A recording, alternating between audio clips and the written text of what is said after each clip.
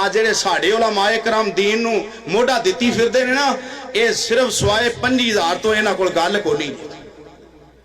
उन्हें कहा मैं 4 जगह ते टाइम दिता है, कहंदे ने सियालकोटिए इत्थे 4 मौलवी इकट्ठे ही आ गए ने ते इकट्ठे ही बह के लड़न लग पे।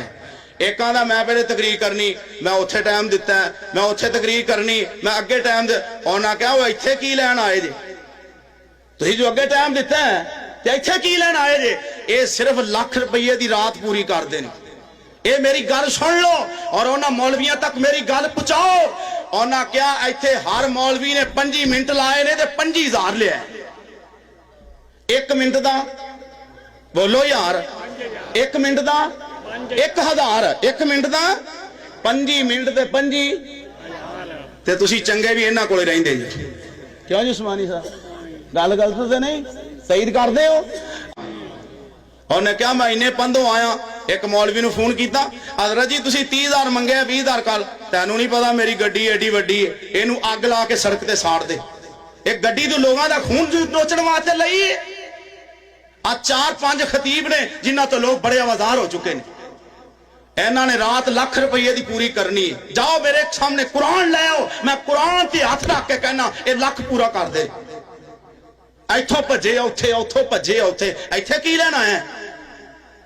सियालकोटियां ने मैनू दसे इत्थे जिन्ने मौलवी आए असीं मुतनफर होए आपकी जिंदगी च बुलावना नहीं। जे मैं फैसलाबाद गया उथे भी, जे मैं हल्ले गया उन्हें कहा जी एक हजरत साहब का ना मैसेज पढ़िया जी, जाओ ये गल गलत होवे मैनू सजा, चोर की सजा। मैसेज ते की लिखा है, बकरी का दुध होवे, देसी मुर्गा होवे, देसी घ्यो होवे ते कालियां मरचां। उन्हें कहा साडे प्यो की भी तौबा ते दादियां की भी तौबा जगह तो इस मौलवी नूं बुलाइए। ओए मौलवीओ असी उस महबूब पैगंबर दे मिंबर दे वारिस हां जिस नबी ने किन्ने किन्ने दिन फाका बर्दाश्त किया। तू मैसेज करन दे बकरी का गोश्त हो, दुध होवे ते फलाना गोश्त होवे। दुआ करो अल्लाह नबी दी सुन्नत अमल दी तौफीक अता फरमाए। बिनियामीन आबद नाल वैसे तो गुजरां वालियां ने पूरी कर दी है, मेरा नाम लैण दा वैसे मैं लोड़ ते नहीं सी। फैसलाबाद मैं तकरीर करने गया, उन्हें कहा इन्हें सिर्फ 11 मिनट तकरीर की थी। कितने मिनट है?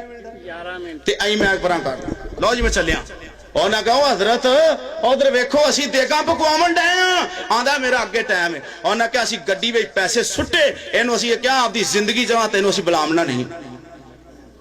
जरा मौलवी 11 मिनट तकरीर करेगा लोगों के पल्ले की पाएगा।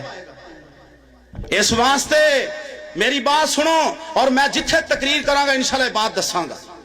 ये मौलवी सिर्फ सवाए पैसे लाख रुपया रात का पूरा करने तो बगैर इन्होंने कोई काम कोई नहीं। ना कोई दीन के ठेकेदार ने, ना कोई जरनैले अहले हदीस ने, ना कोई सरमाया अहले हदीस ने। सिर्फ आपके पैसों वास्ते भजे फिरते हैं। गल सुनो।